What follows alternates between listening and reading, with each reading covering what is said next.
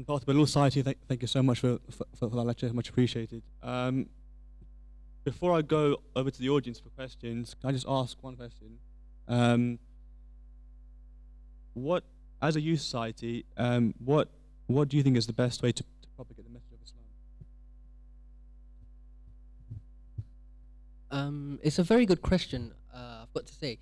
I think firstly, we have several traditions from our Imams and the Holy Prophet himself that say when we propagate the religion of Islam, we first have to change ourselves first. We first have to practice what we're propagating. When we propagate the message of Imam al-Hussein, we first have to change and apply what he has taught and the message we are putting across to whoever we are propagating it to. We have to apply it and put it into practice ourselves.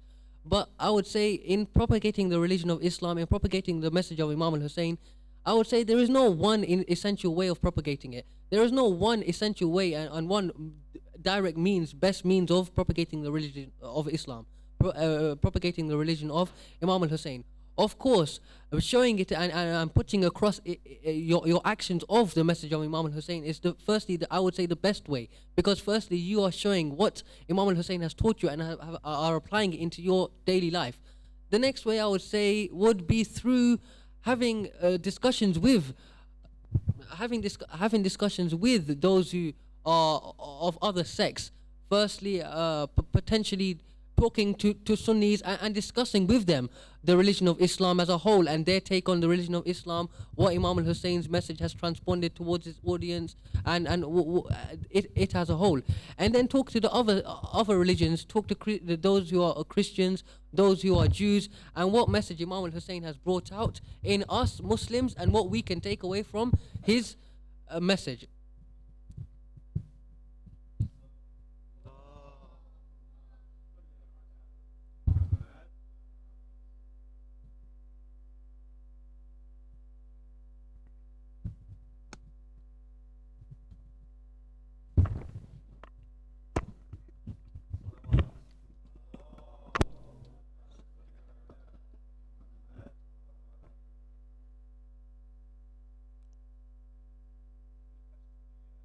From the gents or the ladies?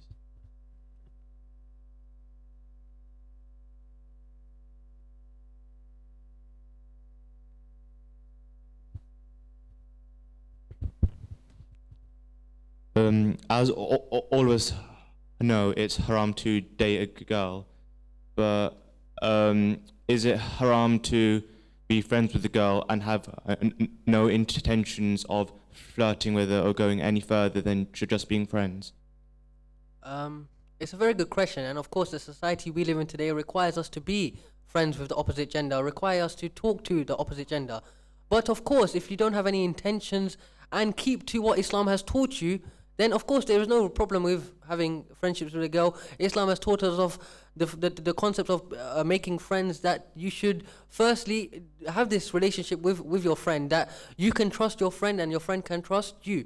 But from my understanding anyway, my opinion, I don't think there is any problem as long as you keep to what Islam has taught you, as long as you keep the laws of what Islam has taught you when talking to a girl or when talking to a boy, and having no other ulterior motives than being purely friends.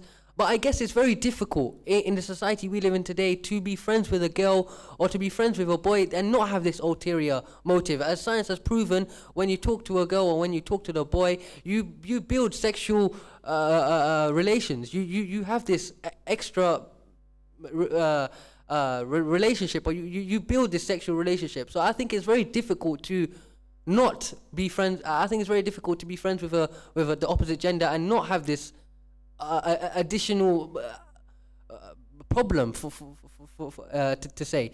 But I'm sure if there is, if you are married and have this relationship with a girl, or have this friendship with a girl or a boy, and there is no ulterior motive, and you can say it's all a matter of niyyah, all a matter of intention, whether you can purely say and truly say that there is no ulterior motive, there is no other decision in me having this relationship and me having this friendship other than it being purely friends. And as long as you keep to the rulings of Islam, I'm sure it's okay, from my opinion.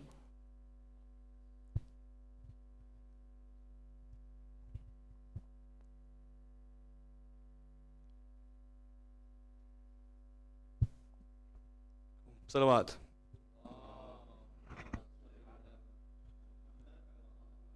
So food will now be served. For the ladies, if you want to go into the main hall on your side, and there'll be food served over there, and for the gents to be served on this side. Thank you.